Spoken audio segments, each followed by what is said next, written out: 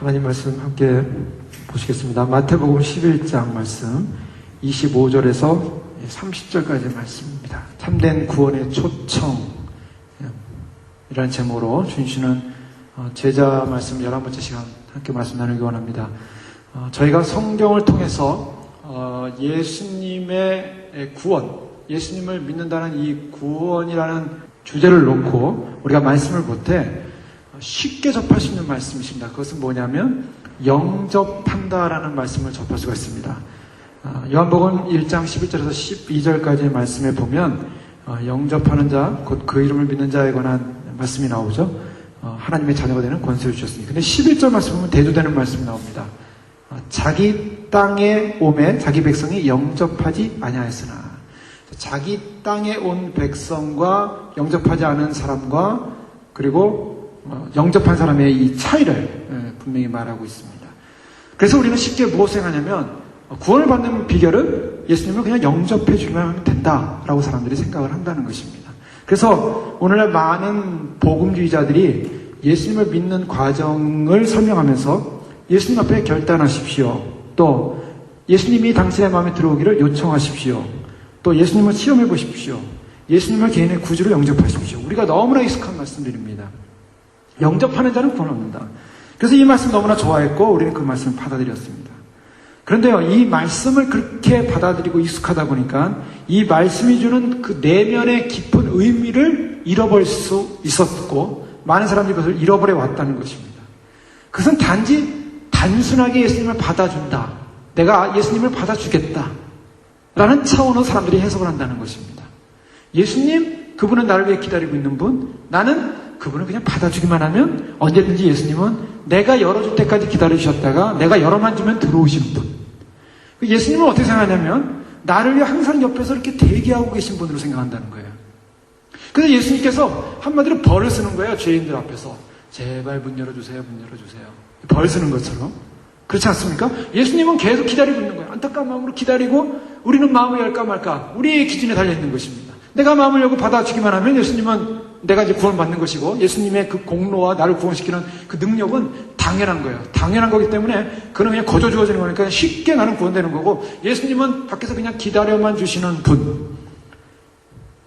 이렇게 사람들이 생각하고 예수님이 당신 옆에서 그렇게 기다리고 있으니까 당신이 마음을 열고 예수님을 영접하기만 하면 돼. 예수님을 구주로 받아들이기만 하면 돼. 아주 쉬운 거야. 쉬운 거야. 예, 말씀 틀린 건 아닙니다. 어떤 면에서는 쉽습니다. 자, 우리 편에서 보면 쉽습니다. 그런데 과연 구원이라는 것이 그렇게 간단하냐는 것입니다. 주님은 항상 우리 옆에서 우리에게 구원을 주시기 위해서 항상 벌쓰 쓰시면서 기다리면서 인내하면서 고통 가운데 계신 분이냐는 거죠. 우리가 주님을 믿는다는 개념을 생각할 때 우리는 다시 한번 생각을 좀 정리해 볼 필요가 있습니다.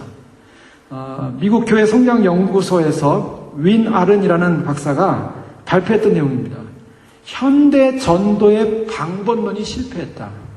무엇을 논평했냐면 성경 어디에도 결심의 개념을 찾을 수는 없다라고 말하고 있습니다. 결심이라는 개념을 찾을 수 없다. 자, 이게 무슨 말입니까? 내가 예수님을 믿기로 결심하겠습니다. 누구 편에서 결심합니까? 내 편에서 결심하는 것입니다. 결심이라는 개념을 찾을 수 없고 기준선은 변화된 사람과 적극적인 그리스도인, 즉 예수님을 따르는 제자였다라는 표현을 하고 있습니다. 무슨 말이냐면 많은 복음의 제시가 어디서 끝났냐면 예수님을 믿기로 결심하십시오. 예수님을 받아주십시오. 예수님을 영접하십시오. 이렇게 우리 편에서의 예수님을 받아들이는 어떤 구원관으로만 생각을 했다는 것이죠. 그런데요, 예수님께서는 실제적으로 어떤 분이셨는가? 예수님께서 과연 제발 문을 열어다오. 제발 나를 영접해다오. 물론 요한계시록 3장 20절 말씀에 우리 너무나 좋아하는 말씀입니다. 볼자다 내가 문 밖에서 두드리노니 누구든지 내 음성을 듣고 부르려면 내가 그에게로 들어가 그로 더불어 먹고 그는 나로 더불어 먹으리라. 근데 그 앞에 있는 말씀은 사람들은 별로 생각하고 싶지 않아요. 왜냐하면 그거는 너무나 좋은 쉬운 말씀이기 때문에 언제든지 주님은 기다려주시고 문을 두드리고 계시고 내가 문만 열어주면 주님은 오시는 분. 내가 열까 말까 나에게 주권이 있다는 거예요. 그래서 구원이라는 개념이 어떻게 생각을 하기 시작했냐면 구원받는 주권자가 누군가? 나라는 것입니다. 내가 예수님을 영접했고 내가 받아들였고 내가 인정했고 나라는 거예요. 그런데 성경에서는 과연 인간 스스로에게 구원의 그러한 주권이 있냐라는 것입니다. 그것이 중요한 질문입니다. 우리가 과연 대단하고 굉장하고 위대한 존재가 돼서 예수님 하나님의 왕, 하나님의 아들이신 그분을 앞에다 세워놓고 내가 그분을 영접해서 문만 열면 그분이 들어오시니까 내가 문을 열었기 때문에 그분이 내 들어왔고 나는 구원받은 존재야. 바로 그 문을 여는 주체가 나냐는 것이죠. 예수님께서 항상 우리에게 요구하시는 것은 무엇이냐면 단지 수동적인 영접의 개념만을 말씀하시는 것이 아닙니다. 그 예수님께서 진정으로 요구하시는 구원이라고 하는 것은 단지 단순한 마음의 문만을 열고 예수님을 영접함으로 얻는 단순한 구원이 아니라 적극적인 복종을 요구하셨다는 사실입니다. 그것에 사람들은 망각하더라는 거예요. 그래서 많은 현대 그리스도인들이 예수님을 믿으면서 내가 예수님에게 마음 문을 열고 예수님을 영접해 줬으니까 나는 당연히 반드시 구원받은 존재야 라고 하면서 안심을 하면서 그리스도에게 내가 복종하느냐 복종하지 않느냐는 문제는 그거는 별로 이렇게 나한테 중요하지 않습니다. 내가 그리스도를 받아들인 것 자체가 훌륭한 일이에요. 대단한 일이었어요. 굉장한 일이었어요. 그러나 우리 주님은 죄를 품고 마음을 열고 내가 그리스도를 내가 영접하겠습니다라고 하는 사람에게는 결코 응답하지 않으시는 분이십니다. 육체의 욕망을 채우고 싶어하는 사람이 내가 마음의 문을 열고 그리스도를 내가 영접하겠습니다라고 하는 사람하고는 연합하지 않으시는 분이십니다. 그분이 언제나 찾아오셔서 계속적으로 임재하신다는 사실을 인식하면서 그칠 줄 모르는 자신의 불순종의 삶을 하나님 주님께서 오심으로 말미암아 거룩하게 해주기만을 원하면서 자신은 계속적으로 불순종의 삶을 사는 반역자의 간청에는 주님은 귀를 기울이지 않으시는 분이라는 것입니다. 이것은 다시 우리가 구원받는 삶에 대한 구원의 개념을 정립해야 되는데 위대한 구속의 기적이라는 것은 우리가 그리스도를 영접하는 것이 아니라 그리스도께서 우리를 영접하셨다는 사실을 인식해야 한다는 것입니다. 자, 구원의 주체는 내가 그리스도를 영접한 게 아니라 그리스도가 우리를 영접했다는 사실입니다. 이것이 우리가 망각했던 사실입니다. 요한일서 4장 19절 말씀 보면 주님이 이런 말씀하십니다. 우리가 사랑하면 그가 먼저 우리를 사랑하셨습니다. 자, 사랑의 주체가 우리가 사랑하면 그가 먼저 우리를 사랑하셨기 때문이다. 사랑의 주체는 누구였냐면 바로 그 예수 그리스도 또 우리 주 하나님이라는 사실을 성경은 분명히 말하고 있습니다. 구원이라고 하는 것은 하나님이 우리의 마음에 간섭을 했고 우리의 마음을 움직이셨고 그리고 우리의 마음을 바꾸셔서 불신자가 죄로부터 그리스도께로 돌아서는 그런 놀라운 감동이 하나님부터 시작됐다는 사실을 우리는 망각하더라는 것입니다. 그래서 골로새서 1장 10절 말씀에 보면 우리로 하여금 빛 가운데서 성도의 기업의 부분을 얻기에 합당하게 하신 아버지께 감사하기를 원하노라. 그가 우리를 흑암의 권세에서 건져내사 그의 사랑의 아들의 나라로 옮기셨습니다. 자, 성경은 뭐라고 분명히 말했습니까? 우리가 스스로 옮겨졌습니까? 누가 옮겼다고 말하고 있습니까?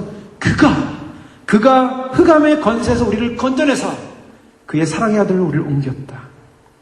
또 주님께서는 그리스도께서 너희 마음에 계시게 하옵시고 그리스도께서 너희 마음에 계심으로 말미암아 너희가 사랑 가운데서 뿌리가 박히고 터가 굳어지는데 회심이라고 하는 것은 우리가 회심을 해서 완전히 주님을 받아들이고 주님을 따른다는 개념은 단순히 내가 주님을 믿기로 하는 개인적인 결심 차원이 아니라 개인을 변화시키는 하나님의 주권적 사역이 나에게 회심이라고 이름으로 회심이라는 역사로 찾아온 것입니다.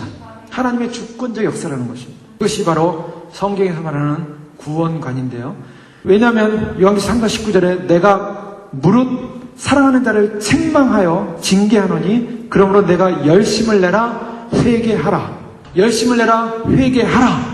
그러면서 주님이 무슨 말씀하십니까? 내가 문 밖에서 두드린다. 구주께서 초청을 기다리기보다는 주님께서 뭐라고 말씀하시냐면 이제 좀 더 적극적으로 들어가죠. 구원을 어떻게 받는 것이냐? 구원은 주님의 직접적인 요청입니다. 회개하라입니다. 회개하라. 복종의 멍에를 메고 나를 따르랍니다. 우리가 주님을 따른다고 주님 앞에 구원받았다고 할 때 그냥 단순하게 내가 마음이 열려가지고 내가 주님을 영접했으니까 나는 주님을 따르는 것입니다라는 이런 단순 복음이 아니라 주님께서는 반드시 우리에게 그 전에 우리에게 회개할 것을 명령하고 계시고 회개한 다음에 복종의 마음을 가지고 주님 앞에 굴복하라는 것입니다. 바로 그것이 그래야만이 구원의 문이 열린다는 거예요.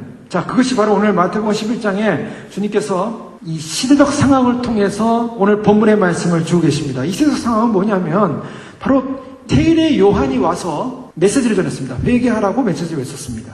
그리고 자기 죄를 씻을 것을 말씀하셨고 또 예수님의 오시는 주의 길을 첩경을 예배하는 평탄케 하는 길을 여셨습니다. 그런데 그런 과정 속에 예수님이 무슨 말을 하냐면 마태복음 11장 15절 이하의 말씀은 귀 있는 자들은 들을지어다.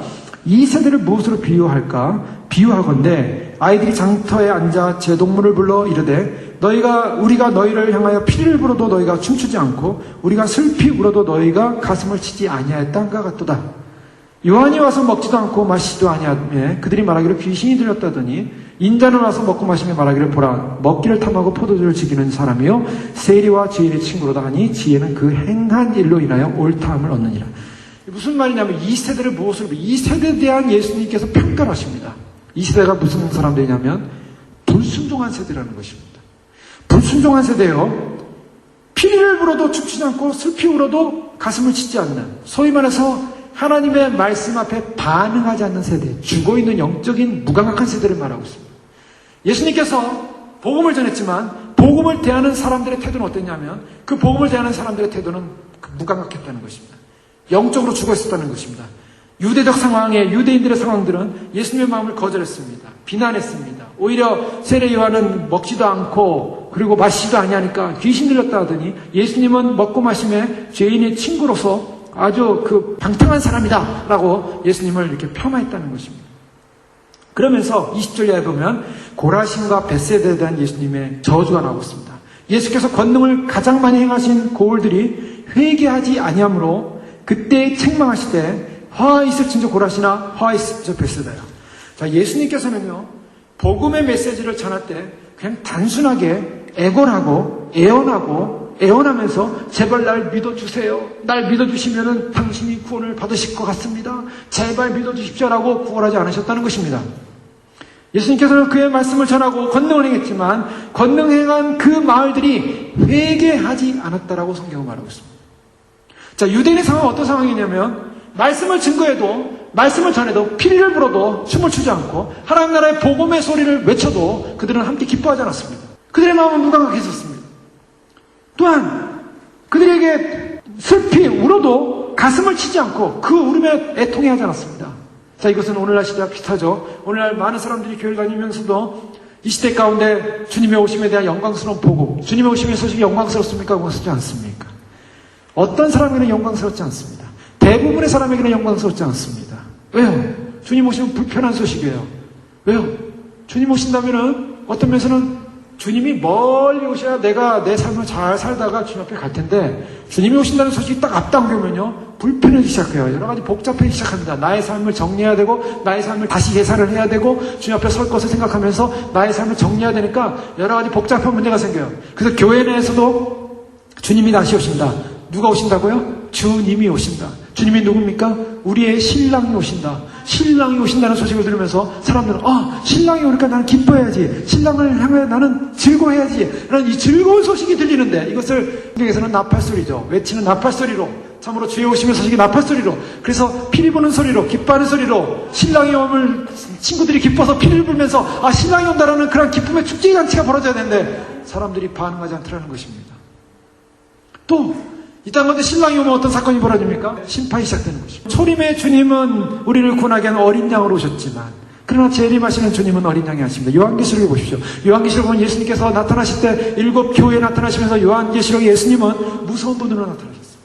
눈은 불꽃같이 빛나고 머리는 하얗고 온몸은 흰 옷으로 빛이 나는데 사도 요한이 예수님과 가장 친했던 요한이었습니다.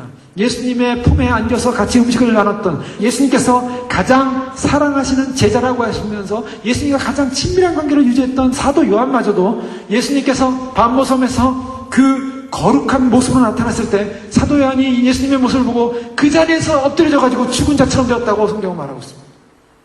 죽은 자처럼 엎드려서 벌벌 떨고 있었어요. 거의 죽은 자였어요. 아무런 힘도 낼 수가 없었어요. 예수님의 그 광채를 보면서 그 영광을 보면서 다시 오시는 주님은 바로 이런 분. 어떤 분입니까?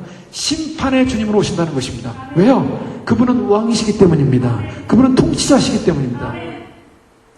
그분이 오신다는 것은 두 가지 개념입니다. 항상 성경은 양면이라 했습니다. 구원과 심판입니다. 이스라엘의 역사를 보십시오. 유대 역사를 보십시오. 구원 아니면 심판이에요. 주님께서는 구원을 베푸고 은총을 베풀지만 그 구원에 배역하는 모든 사람들은 심판을 받을 수밖에 없는 것이었습니다. 죄 아니면은 죄에 대한 것은 주님이 심판할 수밖에 없어요. 아니면 구원인데 주님을 사모하고 기뻐하는 주의 교회와 신부들은 주님이 오신다는 소식을 들으면 기뻐해야 되는 것입니다. 기뻐하고 즐거워야 되는 거예요. 그런데 기뻐하지 못한 이유는 무엇입니까? 바로 죄의 문제 때문입니다. 우리 안에 죄가 있기 때문에 죄로 말미암아 신랑 되신 예수님을 기뻐할 수가 없는 거예요. 그럼 어떻게 됩니까? 슬퍼해야죠. 왜 슬퍼합니까? 죄에 대한 심판이 있기 때문입니다. 주님이 다시 오신다는 것은 주님을 기다리고 준비한 신부들에게는 영광스러운 구원의 날이요, 축제의 날이요, 피리 부는 날이지만 그러나 그렇지 못한 사람에게는 애통하는 날입니다. 슬퍼하는 날입니다. 그래서 화가 있도다라고 말하고 있는 거예요. 그래서 슬픔이 있는 것입니다. 그런 슬픔의 소식이 울려옵니다. 참으로 이 땅 가운데 이제 환란이 올 텐데 주님이 오시게 되면 이 땅 가운데 교회에 믿는 거룩한 이기는 신부들이 휴가 일어나고 대다수의 많은 교회와 많은 성도들이 준비하지 못하고 있다가 신랑을 예비하지 못하고 있다가 이 땅에 나오면 무슨 사건이 이루어집니까? 이 땅은 적그리스도의 치하로 들어간다는 거예요. 이것이 주님께서 다니엘을 통해서 알려주셨고 이미 요한계시록에 나오는 말이고 이 말씀을 통해서 무엇을 말할까? 적그리스도는 뭐냐면 이 땅에 그리스도를 가장한 마지막 70일의 마지막 한 일의 주인으로서 이 땅의 마지막 심판을 위한 도구로 사용되는 존재입니다.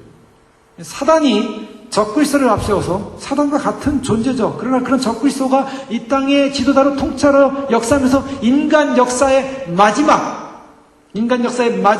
왕권을 가지고 사람들을 장악하는 시대입니다. 사람들은요, 불행하게도요, 세상을 사랑하지 말라, 세상을 좋아하지 말라, 세상에 가치를 두지 말라, 우리는 하늘의 소망을 둬야 된다, 위의 것을 찾아야 된다, 이런 말씀을 수없이 들어왔음에도 불구하고 이 세상이 너무 좋아요. 제가 주님 오시면서 저걸 이렇게 말씀을 전하고 그랬더니 어느 지사님이 CD를 어느 교회, LA에 있는 좀 큰 교회 목사님에게 줬다고 합니다. 근데 그 목사님 그것을 들으시더니요, 무슨 평가를 했냐면, 우리가 하늘의 것도 소망해야 되지만, 우리는 이 땅의 것을, 우리는 또 하나님이 복을 주신다고 하지 않았습니까? 그러니까 이 땅 복을 많이 구해야 됩니다. 이렇게 말씀하셨다는 거예요. 그게 성경적입니까? 성경에서 물론 하나님께서 주님을 잘 섬기고, 주님을 잘 경외하면 땅에서도 세대를 이은 복을 주신다고 말씀하셨어요. 그런 말씀이 있어요. 그게 있는데요. 그거는 시대를 잘 분간을 해야 됩니다. 구약적 상황에서 하나님께서 유대 백성을 향하여 1000대까지 이르는 복을 주겠다. 그래서 우리가 앞으로 1000대까지 가야지, 이 땅에서 복을 많이 받아야지 라고 생각하는 것입니다. 이 복을 받는다는 이 복이라는 개념 자체도 이미 틀렸죠. 복이라는 것은 물질적, 육신적 복을 말하는 것이 아닙니다. 영적인 복을 의미하는 거예요. 생명의 복을 의지하는 거예요. 그런데 그 영적이고 생명의 복을 잃어버리고 마치 이 땅 가운데 살때, 그래서 이 땅의 것을 많이 구해야 한다는 거예요. 완전히 거꾸로 해석을 하는 것입니다. 이렇습니다. 오늘날 이 현실이 그래요. 복음의 현실이 그래요. 하늘의 것을 구하고 위의 것을 찾고 세상을 사랑하지 말라고 했는데 사람들은 세상이 아니라 이 땅. 그래서 이 땅을 좋아하는 사람이 이 땅에 남아서 이 땅의 통치자가 되는 적그리스도의 차에 들어가는 것입니다. 때문에 우리가 이 땅에 살고 있지만 우리의 존재는 어디 있습니까? 우리의 시민권은 하늘에 있는지라 하늘을 소망하는 사람은 하늘로 올라가는 것이고 이 땅에 소망하는 사람은 땅에 남는 것입니다. 할 수 없습니다. 믿음대로 되는 거예요. 마지막은 슬피 울고 애통을 해야 될 시간이 다가오는데도 울지 못하는 심령들, 이것이 바로 죽어있는 거예요. 영적으로 죽어있는 것입니다. 예수님께서 자신이 많은 권능을 행했지만 회개치 않은 그 모습을 보면서 예수님이 뭐라고 하냐면 책망하면서 화 있을진저 고라시나 화 있을진저 벳세다야 하면서 너에게 한 모든 권능을 두루와 시돈에 생각했다면 그들이 벌써 베옷을 입고 죄에서 회개하였습니다. 주님께서 무엇을 말하냐면 바로 하나님의 메시지, 예수님이 전한 하나님 나라의 메시지를 증거함에도 불구하고 그 유대 백성들은 그 메시지를 듣고 회개하지 않았다는 것입니다. 이것이 문제였어요. 회개하지 않더라는 거예요. 우리가 주님을 믿고 주님을 영접하고 주님께 구원을 받는다는 이 사건은 무엇을 전제로 하냐면 우리가 단지 내가 마음을 열고 주님 그분이 나를 위해 기다리고 있으니 내가 마음을 열어주면 주님께서 오시니까 나는 구원 받는 거죠 라는 이런 간단한 차원이 아니라 우리가 주님을 믿고 구원을 받는다는 이 사건 앞에는 반드시 회개라는 문제가 전제되어서 주 앞에서 우리의 죄가 철저하게 회개되어지고 주님을 나의 주인으로 주권자로 인정하지 않고서는 구원이 임할 수 없다는 것입니다. 그래서 이지 빌리비즘, 즉 쉬운 복음주의. 오늘날은 그냥 예수님만 내가 믿어주면 돼, 입으로만 고백하면 돼, 예수님 믿는다고 말만 하면 돼, 예수님 믿는다고 말만 하십시오, 고백하십시오, 그러면 당신은 하나님의 자녀가 될 것입니다. 그리고 고백만 하십시오. 그래서 사람들이 뭐 만들었습니까? 다 입만 고백해요. 입만. 나는 믿습니다. 예수님 믿습니다. 그래서 교회는 다니지만은 주님께 복종할 마음도 없어요. 굴복할 마음도 없어요. 회개할 마음도 없어요. 나의 죄를 갖다 심각하게 여기는 마음도 없어요. 너무나 편한 세상이 되고 예수님 믿어주면 예수님 복을 주시니까 복을 주시는 그분이 나에게 복을 주시는 것이고 그분은 언제나 나를 복을 주시고 나를 사랑하는 분. 그래서 쉽게 주님을 믿는 거예요. 그러니 그런 쉽게 주님을 믿는 사람들에게 회개해야 된다고 할 때 회개라는 말은 부담일 수밖에 없습니다. 왜요? 처음부터 회개로서 시작하지 않았기 때문에. 주님은 바로 이러한 말씀을 전하시면서 주님께서 25절 말씀에 이것을 해석하십니다. 그것이 바로 마태복음 11장 25절의 말씀이에요. 해석하기를 어떻게 해석하십니까? 그때에 예수께서 대답하여 이르시되 뭐라고 말씀하십니까? 천지의 주제이신 아버지여 이것을 지혜롭고 슬기는 자들에게는 숨기시고 어린 아이들에게는 나타내심을 감사하나이다. 자, 이 말씀을 하셨어요. 이게 무슨 말씀입니까? 예수님께서 오늘 이 말씀을 통해서 25절부터 30절까지 말씀을 통해서 예수님이 어떤 분인가를 드러내시는 자기 계시를 하십니다. 예수님은요, 자기를 잘 드러내지 않으셨어요. 자기가 어떤 분인가를 드러내시더라도 그것을 갖다가 은유적으로 드러내셨습니다. 그래서 예수님의 자기 은닉성이라고 해서 예수님은 자신을 잘 드러내지 않았어요. 나는 하나님의 아들이다. 나는 왕이다. 이렇게 표현하지 않고 인자라는 표현을 하고 있습니다. 인자가 온 것은 다니엘서 10장에 나오는 그 인자 같은 이가 나타났는데 그 인자라는 표현을 통해서 본인이 은유적으로 인자라는 표현을 통해서 다니엘이 예언한 바로 그 메시아라는 사실을 표현하고 있는데 예수님께서 오늘 이 말씀을 통하여 자기가 어떤 분인가를 계시하기 시작했습니다. 자, 그 어떤 분인가 계시하는 것은 첫 번째로 보면은 그때 예수께서 대답하여 이르시되 천지의 주제신 아버지여 이것을 지혜롭고 슬기는 자들에게 숨기시고 어린아이들에게 나타내심을 감사하다. 무엇을 말하면 예수님은 하나님 아버지께서 그분의 뜻대로 숨기시기도 하고 드러내시기도 하는 분이라는 것입니다. 자, 여기서 이것은 이라 했어요. 이것이 뭡니까? 이것을 지혜롭게. 자, 이것이라는 것은요 바로 하나님 나라의 실상입니다. 하나님 나라의 실상은 뭐냐면 바로 예수 그리스도 그분을 말하고 있어요. 예수 그리스도 그분을 어떤 사람을 숨기고 어떤 사람을 드러내셨다는 거예요. 이 말씀을 잘 보세요. 천지의 주제이신 아버지요 바로 예수 그리스도 그분을 지혜롭고 슬기는 자들에게 숨기시고 어린아이들에게 나타내심을 감사하나이다. 하나님은 어떤 분이십니까? 우리가 예수 그리스도를 알아간다는 것은요 우리의 인간적인 자의적 노력에 의해서 우리가 예수님을 알거나 하나님을 알 수 없는 부분을 말하고 있습니다. 예수님을 드러내시거나 드러내지 않는 것은 이것은 누구의 인간의 편이 아니라 하나님 그분께서 드러내시고 숨기시는 그런 역사의 주권자라는 사실을 보여주고 있어요. 우리가 예수님을 알고 믿었다는 것은요 내가 어느 날 예수님 소식을 듣고 내가 믿기로 결심 좀 해볼까? 내가 예수님 한번 믿어볼까? 예수님 믿어보면 예수님 나한테 구원을 주신다고 하는데 그런 얘기를 많이 들었으니까 내가 한번 믿어주지? 라는 내 편에서가 아니라 주님께서 우리를 계시하기 시작해야만이 우리가 그 주님을 만날 수 있다는 것입니다. 그래서 예수님을 계시하시는데 하나님께서 그 예수님을 드러내기도 하고 나타내기도 하고 숨기시도 하는 분이라는 거예요. 그런데요, 이 화이스키저 고라시나, 화이스키저 베세다야, 그리고 그 세대의 사람들이 장터에서 피를 불어도 춤추지 않고 슬피 울어도 가슴을 치지 않는 그 세대를 향하여 그들에게는 감추어졌다라고 예수님이 선포하고 있는 것입니다. 자, 이것은 굉장히 하나님의 주권적이에요. 구원이라고 하는 것은요, 우리 편에서 우리가 구원을 받는 것이 아니라 구원은 하나님의 주권적 능력이라는 사실을 여기서 말씀하고 있는 것입니다. 그러면서 무슨 말씀을 하시냐면 지혜롭고 슬기는 자들에게는 숨기시고 어린아이들에게는 나타나심을 감사하나이다. 그래서 지혜롭고 슬기는 사람들을 좋은 편으로 하신 게 아니에요. 여기 당시에 유대 종교 지도자들, 또 유대인들, 자기들이 말씀을 알고 있다는 사람들, 하나님의 계시를 알고 있다는 사람들을 향해서 말하고 있는 것입니다. 자기들이 지혜롭다고 하고 있어요. 왜 지혜롭습니까? 자신들이 하나님을 안다는 거예요. 하나님의 계시를 안다는 것입니다. 그러나 계시의 본체이신 예수님이 오셨는데 계시의 본체이신 예수님을 못 알아보고 있어요. 그것이 바로 그들에게 감춰졌던 사실입니다. 그런데 그 계시의 본체이신 하나님의 계시의 본체이신 예수 그리스도를 어린아이들은 열려서 바라보더라는 거예요. 어린아이들은 어린아이를 말하는 것이 아니라 어린아이 같은 심령을 가진 순수한 사람들, 그런 사람들이 예수님을 발견하더라는 것입니다.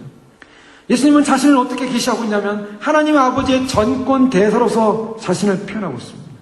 그것은 아버지의 권능과 예리함으로 무장되어 아버지의 마음에서 나오는 긍휼을 나타내시는 아버지 곁에서 오신 분이라는 사실을 그런 표현하고 있습니다.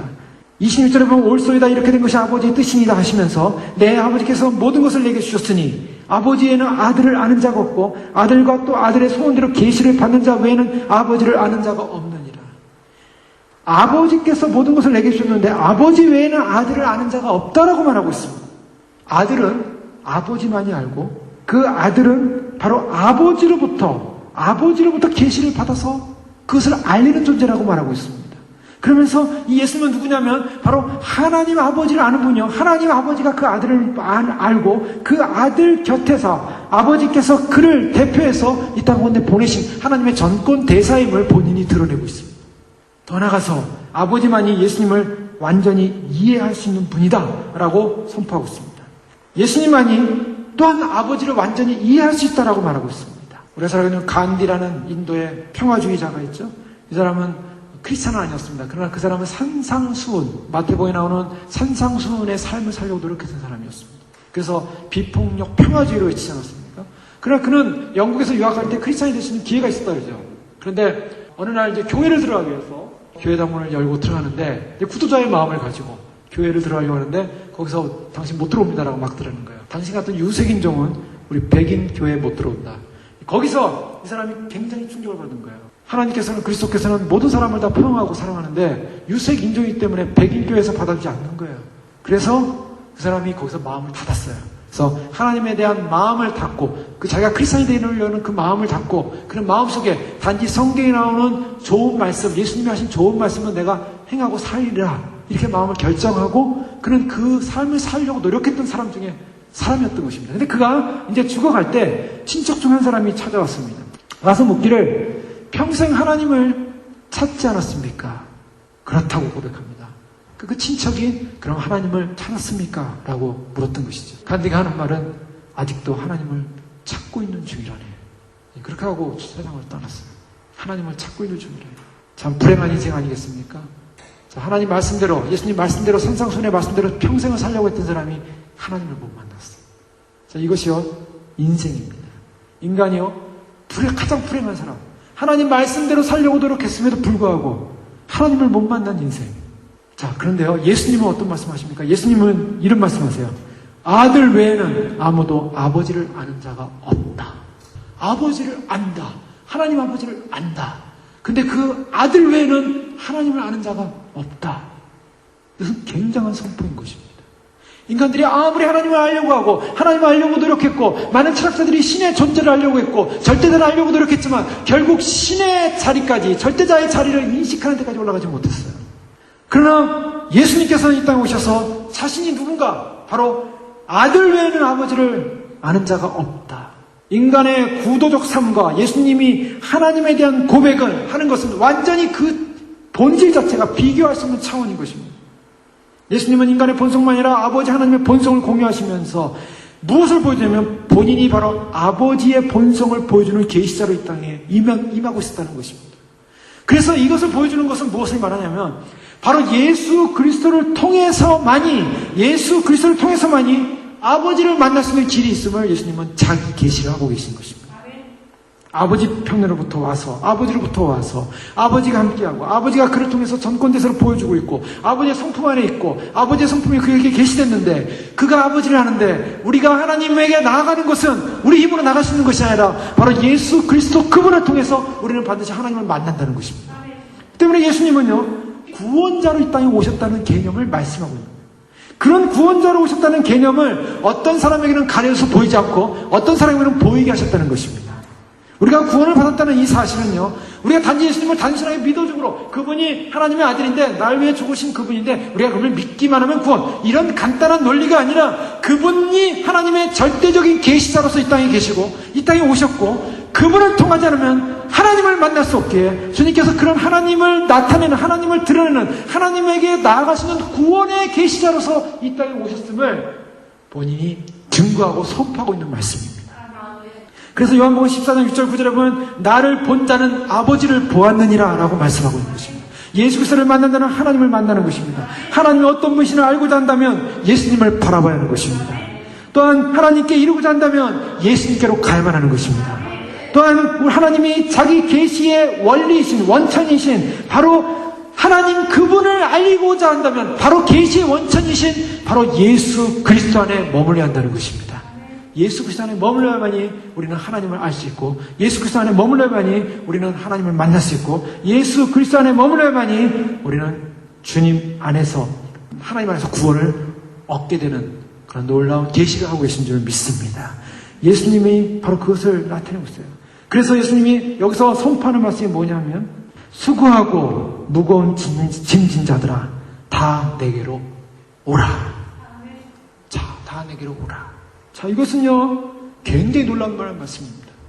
지금까지 예수님께서 어떤 존재인가를, 아버지와의 관계에서 어떤 존재인가를, 자기는 하나님이 계시하신 계시의 원천자가 바로 이 하나님 자신을 드러내는 분으로서 이 땅에 오셔서 하나님 그분을 대표하고 있고, 하나님 그분을 안내하시는 그런 존재로 있기 때문에, 너희가 구원을 받는다고 하는 것은, 이 백성이 구원을 받는다는 것은 하나님께로 바로 나갈 수 있는 것이 아니라 바로 내게로 오라.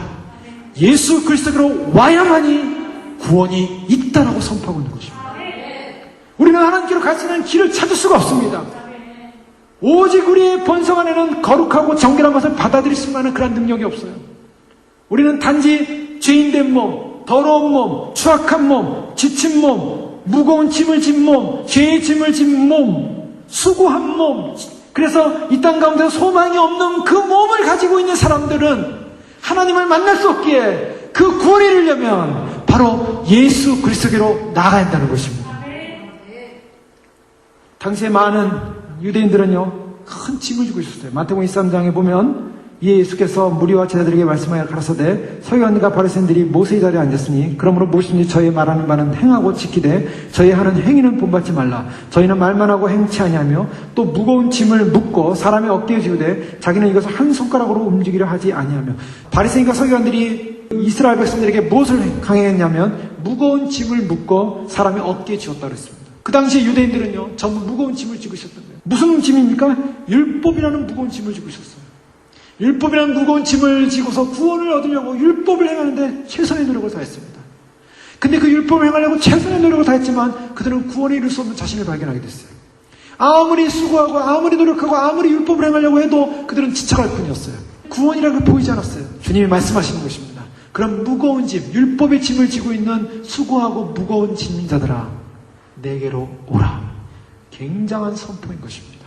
구원이 예수 그리스도 안에 있음을 말하고 있습니다. 그런데요, 이 말씀에 보면요, 내가 너희를 쉬게 하리라. 자, 이 말씀에 많은 사람들이 이제 그렇게 쉽게 생각합니다. 아, 예수님께로 가면 쉼이 있구나. 예수님께로 가면요, 아무 고통이 없어야 돼요. 예수님께로 가면요, 걱정도 없어야 돼요. 예수님께로 가면 아무 어려움도 없어야 돼요. 이것이 소망하는 거죠. 소망하는 건데요. 근데 이것을 우리가 육신적인 개념보다는 어떤 개념으로 더 들어가야 됩니까? 좀 더 영적인 개념으로 들어가야 돼요. 그래서 여기서요, 주님께서 무겁고 수고하고 무거운 짐을 진 사람이 예수님께로 가면 내가 어떻게 한다고요? 쉬게 하리라. 자, 쉬게 한다는 것은요, 어떤 의미에서 보면 우리가 이 땅에서 수고가 다 없어지는 것이 아니라는 개념입니다. 있을 수 있어요. 있습니다. 또 우리의 삶이 뭐 수고가 없습니까? 우리의 삶의 현실이라는 것이 어려움이 없습니까? 있죠. 있을 수 있습니다. 또 그런 것이 다 없어진다는 개념만은 아니에요. 또 어떤 면에서 우리가 아무것도 하지 않고 그냥 편안하게 천국 같은 그냥 둥둥 아무런 걱정이 없는 그런 편안한 삶을 말하고 있는 것도 아니에요. 무엇이라는 겁니까? 그 쉼이라는 것은 예수님께 돌아가면 우리가 그동안 고통 가운데, 구원의 여정 가운데 고민하고 걱정하고 염려하고 그래서 우리 자신이 이룰 수 없다라는 그런 구원관, 절대적으로 이룰 수 없는 구원관, 그리고 절대로 행할 수 없는 말씀의 능력, 우리는 능력이 없어서 말씀을 행하지 못하고 늘 넘어지는 우리 자신, 그것이 예수 그리스도 안에서 새로운 개념으로 전환이 돼서 영적인 진정한 두려움 없는 평안, 또한 이 땅에서의 삶의 고통이 좀 있다 할지라도 그 고통 속에서 주님을 의지함으로 오는 그런 위로, 주님께서 주시는 이 땅에서 얻을 수 없는 하늘로부터 공급되어지는 생명의 힘, 이러한 힘을 주시겠다는 것입니다. 이것은 주님께 위탁된 인생은 우리의 상황이 어떠한 상황 속에서도 평강을 유지하시다는 것입니다. 많은 순교자들이 순교 현장에서 죽어갈 때도요, 그들은 공포심에, 두려움에, 죽음에 대한 공포심, 죽음에 대한 두려움으로 벌벌 얼굴이 사색이 돼가지고 나는 안 죽고 싶은데 하면서 나를 살려주십시오 라고 외치지 않았어요. 그들은 그리스도의 이름을 위해서, 그리스도의 나라를 위해서 당연히 주님과 함께 고난받는 그 고난을 기뻐하면서 비록 육신적인 고통은 힘들고 어려운지 몰랐지만 그러나 그들의 마음속에는 주님이 주시는 평강, 주님께서 생명의 평강, 주님께서 주시는 그런 나라, 하나님 나라에 대한 그 천국의 소망의 평강으로 얼굴이 환하게 빛났던 거예요. 스데반을 보십시오. 당장 사람들이 돌을 들고서 죽이겠다고 달려드는 그 상황 속에서 스데반이 얼굴이 환하게 되어지고 얼굴이 빛나면서 주께서 바로 하나님 보좌 우편에서 서 계심을 보면서 보라 주께서 서 계시다. 그는 환하게 웃으면서 세상을 떠나주셨어요. 그것이 힘을 주시는 겁니다. 세상이 줄 수 없는 세상의 고통과 세상의 두려움과 세상의 두려움이 우리를 무너뜨릴 수 없는 주님만이 줄 수 있는 영적인 평안, 영적인 힘. 누구에게요? 죄의 짐이 다 벗겨진 사람들. 무거운 짐을 지고 고난의 짐을 지고 그리고 내가 과연 구원을 얻을 수 있을까? 그런 구원을 얻는 방법이 무엇일까? 그 율법적 그런 노력 속에서 구원을 얻지 못하는 절망감 속에 있는 그 인생이 예수 그리스도를 만남으로 예수 그리스도 안에 들어감으로 예수 그리스도로 말미암아 그 생명의 능력을 얻게 된다는 사실입니다. 자, 그런데 이것을 누가 주고 있냐? 이 생명에 심어주는 분이 누구냐? 바로 이것은 하나님 그분이 우리에게 생명을 주신다는 것입니다. 바로 그것이 25절 말씀부터 어떤 사람에게는 그것이 감춰져 있고 어떤 사람에게는 열려있는데 근데 그 주권자가 누구에게 그것을 열어줍니까? 생명의 길을 누구한테 열어줍니까? 어린아이들에게 열어준다는 것입니다. 어린아이들은 어떻습니까? 그들은 순수하고 정결하고 정직하고 그리고 바른 것입니다. 그리고 마음이 가난한 것입니다. 자, 예수님께서 이 말씀을 하실 때는요, 사실은 예수님의 사역에서 지금 최악의 상황이었어요. 예수님께서 이제 갈릴리 사역이 다 끝나가는 상황이었습니다. 이제는 이제 예루살렘으로 가셔야 됩니다. 갈릴리 이방 사역이 다 끝나가고 이제 예루살렘에 가셔서 예수님이 십자가를 시작하는 거예요. 그런데요, 그렇게 복음을 전했어도요, 복음을 전한 그 유대 지방들이 회개하고 돌이키지 않는 거예요. 이것이 예수님의 입장에서는 너무나 고통스러운 문제였습니다. 사실 예수님의 사역에서는 최악의 상태였는지도 모르겠어요. 사람들이 반응하지 않고 사람들이 춤추지 않고 사람들이 이 메시지를 들으면서도 알지 못하고 인정하지 않는 그런 상황. 그런데요, 그는 아버지의 손에 붙들려 있었기 때문에 아버지와 함께하고 있었기 때문에 그는 확신에 흔들리지 않았습니다. 그래서 계속해서 아버지의 뜻을 구하면서 그는 회심하지 않는 자들에게 다가가셨던 것이죠. 그러면서 잃어버린 자를 찾아 구원하게 오셨다라고 그런 고백하면서 부정적인 환경 속에서도 예수님은 목적이 흔들리지 않았습니다. 그러면서 안식을 잃어버리고 지친 상황 사람들 속에 그들에게 요청하신 것은 회심이었어요. 회심으로 초청했어요. 회개하고 돌아오라. 그러면 주님께서 그 모든 짐이 가벼워지고 힘을 얻을 것이다 라고 예수님께서 말씀하기 시작했다는 거예요. 여러분, 이것은 굉장히 중요한 것입니다. 우리가 주님 앞에서 우리가 주님의 일을 감당하면서 또한 주의 오심의 말씀을 전하면서 주님의 다시 오심의 소식을 전하면서 어떤 사람들은 피를 불어도 춤을 추지 않습니다. 어떤 사람은 가슴을 치고 애곡해도 반응하지 않습니다. 그럼에도 불구하고 우리는 어떻게 해야 됩니까? 계속적으로 주님께서 함께 하신다는 사실을 믿고 그 확신을 가지고 주님의 뜻 안에서 주님께서 우리에게 맡기신 사명을 감당할 뿐인 것입니다. 그것이 중요한 것이에요. 예수께서는 그 사명을 감당해 나갔습니다. 그런데요, 주님께서 이 말씀하면서 나는 마음이 온유하고 겸손하니 나의 멍에를 메고 내게 배우라라고 말하고 있습니다. 여기서 주님이 구원을 받는 사람에게 요청하시는 또 한 단계의 단계가 있는 것입니다. 그것은 내게로 오라라는 오라에서 끝나지 않는다는 거예요. 많은 사람들이 예수님께로 가면 구원받는다. 자, 예수께로 가면 구원받는다는 어린이 노래 있지 않습니까? 예수께로 가면 나는 기뻐요. 근데 예수께로만 가는 것은 끝나는 것이 아니라 예수께로 간 사람은 어떻게 됩니까? 그 다음부터는 멍에를 매야 한다는 것입니다. 이것이 주님께서 요청하시는 목적이에요. 나는 마음이 온유하고 겸손하니 나의 멍에를 메고 내게 배우라. 여기서 중요한 원리가 나옵니다. 자, 우리는 이 말씀을 옵션으로 생각해요. 내가 주님과 함께 멍에를 매도 되고 안 매도 되고. 그렇습니까? 어떻게 생각했습니까? 그동안 내가 예수님을 믿었습니다. 예수님 따르겠습니다. 예수님과 함께 예수님께로 갔습니다. 예수님의 초청을 받았습니다. 그리고 예수님과 함께 삶기로 결정했습니다. 근데 그 다음 단계는 뭡니까? 예수님과 함께 멍에를 매셨습니까? 자, 이 부분은 굉장히 중요한데요. 예수님께서는 나는 마음이 온유하고 겸손하니 나의 멍에를 메고 내게 배우라. 그리하면 너희 마음이 쉼을 얻으리라. 아까 너희를 쉬게 해준다 그랬어요. 근데 쉼이 언제 있다고요? 멍에를 매야 한다는 거예요. 예수님과 함께 멍에를 매야 쉼이 오는 거예요. 이것이 구원받은 사람에 가는 길입니다. 이것은 더 쉽게 하면 내게 배우라라는 이 배우라는 말씀하시죠. 이 배우라는 이 말씀 속에는 너희가 나의 제자가 되어야 한다고 말하고 있는 것입니다. 자, 저희는 제자 시리즈 이 말씀을 계속 살펴보고 있는데요. 제자는 그냥 특별한 사람만이 제자가 되는 것이냐, 예수님 믿고 특별하게 부름받은 사람이 제자가 되는 것이냐, 우리는 보통 그렇게 생각을 합니다. 예수님 믿으면 신자, 그냥 예수님 믿는 사람. 제자는 좀 더 헌신된 사람. 그래서 일부 교회에서는, 한국교회에서는 제자훈련 많이 했죠? 제자훈련 1단계, 2단계 뭐 해가지고 제자훈련 다 끝나면 보니까 사역반, 이제 제자 다 끝나면 사역반 돼서 이제 사역반에서 일을 하는 것입니다. 사역을 하기 전까지는 제자훈련이 아직 안 끝난 거예요. 그래서 제자는 마치 훈련돼서 양육되어지는 성숙한 사람만이 제자고, 교회를 다니는 분들, 예수님 믿은 분은 그냥 신자로서 그냥 평범하게 믿음이 좀 약해도 그냥 봐주는 정도로서 사람이 해석하더라는 거예요. 그런데 성경은 분명히 말하고 있습니다. 너희가 나의 제자가 되려면 어떻게 할 조건이 있죠? 조건은 부모도 형제도 또 자녀도 다 나보다 사랑하면 안 된다. 자기의 십자가를 지고 나를 쫓아야 한다. 그렇지 않으면 내게 합당치 않다 그랬어요. 합당치 않다. 무슨 말이냐면 예수님을 믿는다고 하는 것은 단지 예수님을 믿고 신자 정도로, 믿는 자 정도로 그냥 살아가는 것이 아니라 반드시 예수님을 믿으면은 반드시 제자여야 한다는 것입니다. 반드시 제자여야 돼요. 그래서 예수님께로 가는 사람은 예수님께로 가서 단지 예수님만 믿고 구원받는 것으로 만족하는 인생이 아니라 반드시 그분과 함께 멍에를 메고 배우는 제자가 되어야 한다는 것입니다. 유대사에서는 스승으로부터 배우는 사람들을 멍에를 맨다고 합니다. 예수님께서 그 표현을 하고 있는 거예요. 반드시 나의 멍에를 메고 스승을 나를 모시고 나의 말씀을 듣고 내게 배우라. 그리하면 너희 마음이 쉼을 얻겠다. 우리가 진정한 쉼을 얻는 방법이 무엇입니까? 내가 예수님만 믿어주면 주님이 나한테 무조건 쉼을 줄 것이다. 내가 예수님만 믿어주면 주님께서 나에게 모든 걸 형통케 할 것이다. 내가 예수님만 믿어주면 주님이 나를 인도하신다는 개념이 아니라 내가 주님과 함께 멍에를 매야 한다는 것입니다. 그런데요, 이 멍에는요, 주님께서 뭐라고 얘기했습니까? 쉽고 내 짐은 가벼움이라. 사람들이 여기서 속는 거예요.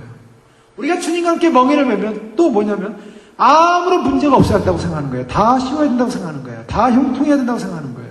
그런데요, 여기서 멍에는 쉽고 내 짐이 가벼움이라는 것은 무슨 말씀입니까? 물론 이 멍이라는 것은 쉬운 건 아닙니다. 왜냐하면 주님과 함께 길을 걸어가야 되기 때문에요. 주님과 함께. 그래서 소들이 멍에를 매면 같이 함께 움직이기 위해서 힘을 내기 위해서 함께 멍에를 목 위에다 이렇게 대지 않습니까? 그 멍에를 매는 건데 이 멍에가 쉽다라는 개념이 무엇인 말입니까? 가볍다라는 말씀은 무슨 말입니까? 이 멍에라는 것은 율법을 말하고 있습니다. 율법의 멍에예요. 이스라엘 백성들에게는 율법의 멍에, 무거운 짐을 진 자들. 그런데요, 이 율법의 멍에를 예수님과 함께 딱 매니까 율법이 가벼워지더라는 거예요. 율법의 멍에가 가벼워요. 이 율법이라는 것이 뭡니까? 하나님의 말씀이더라는 거예요. 하나님의 말씀. 그래서 우리가 산상수훈 5장, 6장, 7장에 보면 예수님께서 내가 율법을 폐하러 온 줄 아느냐? 율법을 완성시키러 왔다. 율법의 완성이 뭐냐? 율법의 마침이 뭐냐? 그것은 바로 하나님을 사랑하고 이웃을 사랑하는 것이 바로 율법이요 선지자이다. 주님께서 율법을 얘기하고 있어요. 사람들이 그래요. 신약시대에 와서 율법은 폐해졌다, 없어졌다. 율법은 우리 신경 안 써도 된다. 절대 그렇지 않습니다. 왜요? 율법은 완성됐어요. 완성됐다는 건 무엇입니까? 그것은 예전에는 마음 없이 껍데기로 하는 것으로서 포장을 했어요. 그래서 바리새인과 수많은 서기관들이 포장한 그런 껍데기로서 율법을 지키는 행위로서 자기들이 의롭다고 생각을 했던 거예요. 예수님은 그걸 지적했습니다. 너희가 하나님의 마음을 모른다. 하나님의 본심을 모른다. 그러면서 예수님께서 말씀하신 것은 율법이라고 하는 것은 어떻게 되냐? 반드시 행해져야 되는데 어떻게 해야 되냐? 그것을 지키려고 하면 율법은 더 율법의 정죄를 받게 돼 있어요. 더 힘들어요. 잘 안 돼요. 자, 우리가 하기 싫은 거 하려면 어떻게 했습니까? 너무 힘들죠. 의무적으로 하려고 해보십시오. 그 다 율법입니다. 다 율법이에요. 율법이 정말 무거운 거예요. 무거운 짐이에요. 그런데요, 예수님과 함께 딱 멍에를 매는 순간 어떤 사건이 벌어집니까? 예수님이 누구셨습니까? 말씀이 육신이 되어 우리 가운데 오신 분이었습니다. 예수님의 말씀, 예수님의 사랑, 예수님의 은혜 가운데 머물기 시작하는 것입니다. 그래서 예수님의 사랑과 예수님의 은혜 가운데 머물기 시작하면서 그 율법이 어떻게 되냐면 율법이 즐거워지기 시작하는 것입니다. 율법이 가벼워지기 시작하는 것입니다. 율법이 깊어지기 시작하는 것입니다. 거기에 힘이 있다고 하는 거예요. 율법을 지킬 수 있는 힘이 생기는 것입니다. 율법을 지킬 수 있는 능력이 생기는 것입니다. 주님께서 바로 그러한 짐을 지라고, 같이 지자고 말씀하시는 거예요. 그래서 예수님께로 오는 사람들은 이제 예수님과 함께 이 길을 걸어가는데요. 여기서 간단하게 몇 가지 보면은 이 길을 걸어가기 위해서는 우리가 구원이라는 하나의 축복된 길을 걸어가기 위해서는 1차적으로 어떤 존재가 되냐면 나는 마음이 온유하고 겸손하니, 겸손의 문제입니다. 어린아이들 어떻습니까? 겸손한 아이들. 그래서 지혜 있고 지적인 사람들, 그리고 판단하는 사람들, 왜? 지적인 사람들은 그 지적인 능력으로 자신이 지혜 있다고 생각함으로 그 인간의 지혜를 의지함으로 결국에는 하나님을 발견하지 못했던 거예요.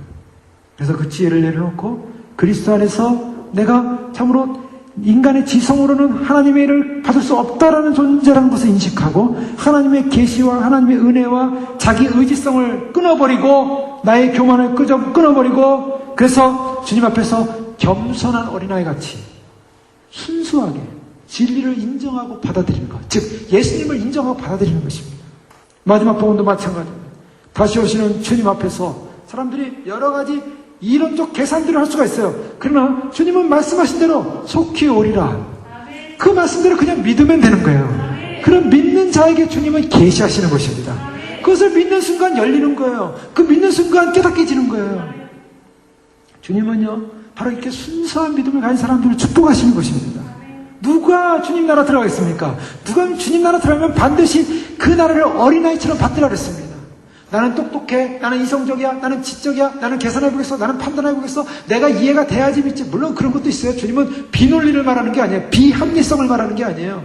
성경은 다 논리고 합리성입니다. 그러나 논리고 합리성이고 내가 굉장히 똑똑한 사람이라고 스스로 머리가 좋다 할지라도, 머리가 좋은 사람을 다 배제시키는 게 아니에요.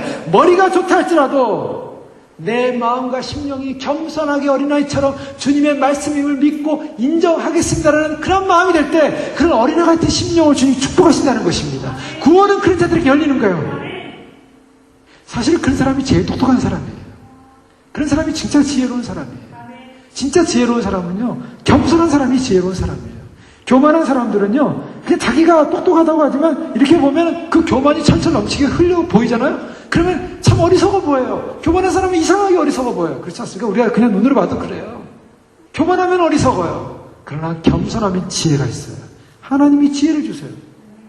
이사야 57장 15절 이하의 말씀에 보면 하나님께서 어떤 마음을 가지고 계시냐면 지극히 존귀하여 영원히 거하시며 거룩하다 이름하는 이가 이와 같이 말씀하시되 내가 높고 거룩한 곳에 있으며 또한 통회하고 마음이 겸손한 자와 함께 있나니 이는 겸손한 자의 영을 소생시키며 통회하는 자의 마음을 소생시키려 함이라. 하나님은 어떤 분이냐면 지극히 존귀하며 영원히 거하시고 거룩하신 분인데 이 분이 존귀하고 거룩하신 분이 어떤 사람과 함께 하고 있냐면 통회하고 마음이 겸손한 자와 함께 있겠다고 말씀하고 있습니다.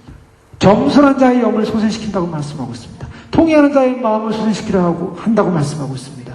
주님은 어떤 사람에게 구원을 베푸시냐면 바로 겸손한 사람, 통회하는 사람에게 구원을 베푸신다는 것입니다. 그것이 바로 심령이 가난다는 복이 있나니 천국이 저희 것입니다.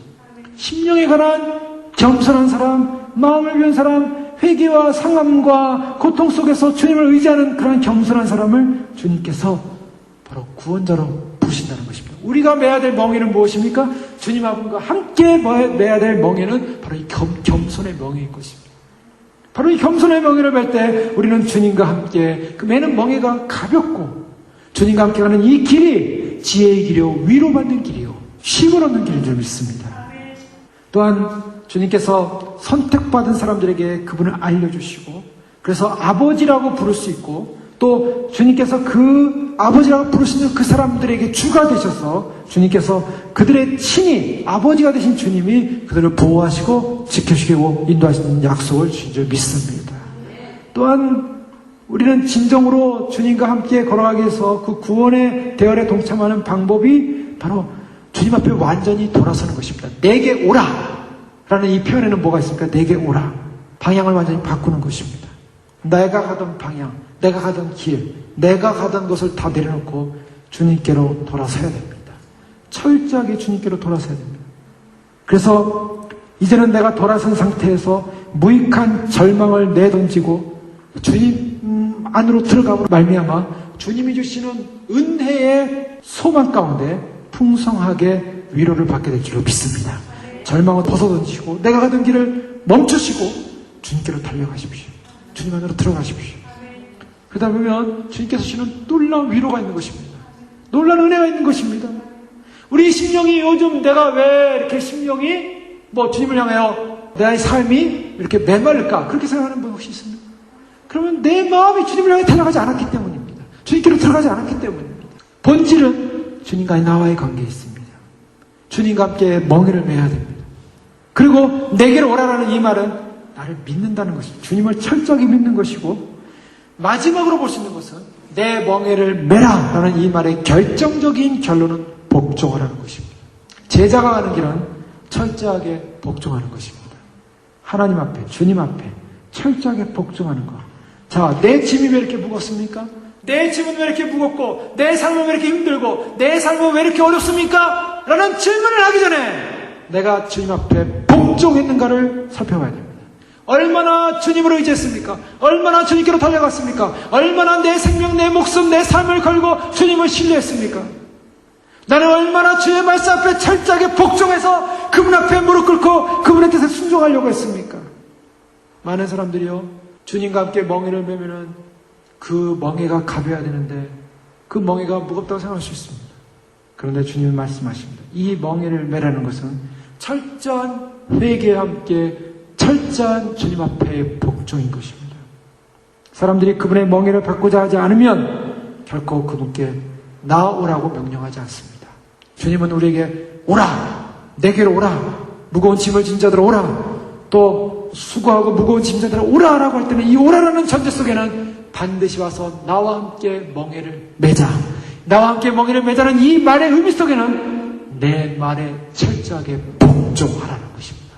주님과 함께 멍에를 매는 사람은 철저하게 바로 주님의 말씀에 멍에를 메고 주 앞에 무릎을 꿇고 주님과 함께 걸어가야만 하는 것입니다. 이것은요, 철저한 자기 무너짐, 하나님 앞에 내 인생과 내 삶, 내 노력, 내 행위, 내 어떤 것으로도 구원을 이룰 수 없다는 것을 전제하는 것입니다. 주님께로 온 사람은 철저하게 주의 말씀 앞에 무릎을 꿇고 주님과 함께 순종하겠습니다. 그 순종은 우리에게 기쁨이요 위로요 구원입니다. 예레미야 6장 16절에 보면 여호와께서 이같이 말씀하시되 너희는 길에서 서서 보며 옛적 길 곧 선한 길이 어딘지 알아보고 그리로 행하라. 너희 심령이 평강을 얻으리라. 그런데요, 그들이 대답해 우리는 그리로 행치 않겠노라. 평강이 임하겠대요. 주의 길과 함께 가면, 주님께서 원하시는 길로 가면 평강이 임하겠다는데 우리는 그리로 행치 아니하리라. 주님은 내게 오라, 이 말씀은 나의 멍에를 매라는 말씀입니다. 이 멍에는 무거운 멍에가 아닙니다. 이 멍에는 사랑의 멍에요, 의무가 아니라 진정한 순종과 진정한 주님 앞에서 무릎 꿇음과 진정한 주님이 나의 주라는 것을 고백하는 그런 멍에인 것입니다.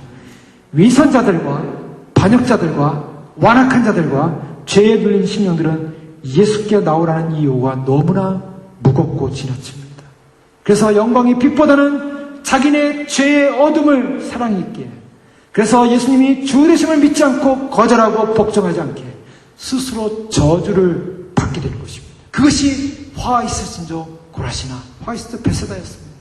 주님은 그들에게는 감추신 이 놀라운 구원의 역사가 바로 주님께 나와서 주 앞에 복종하며 주의 말씀 앞에 철저히 그의 멍에를 매며 주 앞에 순종하겠노라고 그 사랑의 멍에 앞에 기뻐하면서 주님을 사랑하는 그 마음의 기쁨과 위로 속에서 내가 그 말씀을 지키고 율법을 지키고 말씀대로 행하는 그런 삶의 열매를 맺으면서 믿음으로 걸어갈 때 우리가 가는 이 길은 어떻습니까?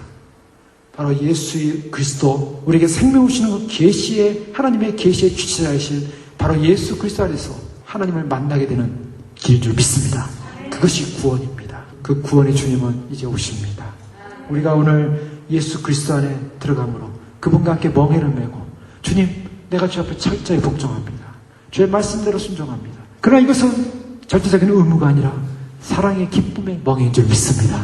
바로 그 사랑의 기쁨의 멍에로 우리가 걸어갈 때 주님께서 우리의 쉼과 평안과 그날의 구원의 영광을 허락하실 줄 믿습니다. 기도하겠습니다.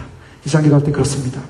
우리는 주님을 주님께로 와서 주님을 믿는다고 하지만 우리는 과연 그 멍에를 쥐고 있었는지, 주님과 함께 멍에를 지는 길을 그렇게 걸어왔는지, 주님과 함께 멍에를 지고 걸어왔다면 그 멍에는 가벼운 멍에였는지, 아니면 그 멍에가 주님과 함께 지기 원치 않아요. 참으로 오히려 그것이 무게가 무거워졌고 우리를 고통스럽게 하고 우리를 짐되게 했고 우리를 힘들게 했던 그런 멍에는 아니었는지, 주님 이 밤에 다시 한번 우리 묻습니다. 이 어두운 세대, 구원받지 못하고 깨어있지 못하고 많은 사람들이 이 마지막 때를 살아가고 바로 주님 오시기 바로 직전 앞에 와 있는데 그들은 심령이 무뎌져 있습니다. 눈이 어두워져 있으며 피리를 불어도 춤추지 않고 애곡하여도 눈물이 지 않는 그런 무덤덤한 세대 속에서 주님의 말씀이 계시가 임하고 주님 그분이 말씀으로 오셔서 우리에게 말씀함에도 불구하고 그들은 회개치 않고 주님께 돌아오지 않고 주님 오라는 그 메시지를 듣지 못하고 주님과 함께하는 이 멍에를 지고 가는 이 기쁨의 삶, 진정한 쉼, 진정한 안식, 진정한 생명의 삶을 알지 못하고 큰 세상의 멍에 가운데, 큰 세상의 짐 가운데, 큰 세상의 고통 가운데, 죽음과 사망 가운데서 방황하는 이때 주님, 우리가 주님 오심을 신뢰하고 주님께로 온 존재들로서, 주님께 나아온 존재로서 거기서 그치는 것이 아니라 이제 주님 오시는 그날까지 주님과 함께 멍에를 지고 철저히 복종하고 말씀을 이루게 하여 순종하고 그 말씀 앞에 복종하고 주님 사랑함으로 이 믿음의 길 달려가겠습니다. 이 믿음의 길 달려가 주님을 맞이하겠습니다. 하나님께로 인도하시는 바로 예수님과 함께 예수님의 손을 부여잡고 신랑 되신 예수님과 함께 하나님의 존재 앞으로 나아가겠습니다. 믿음으로 준비하며 고백하며 참으로 주님 부르신 제자로서 부르시는 신부의 길로 부르시는 바로 이 믿음 앞에 주님과 함께 멍에를 지고 가겠습니다. 고백하는 마음으로 주 앞에 나가기를 주여 부르 기도하겠습니다. 주여! 주여! 주여!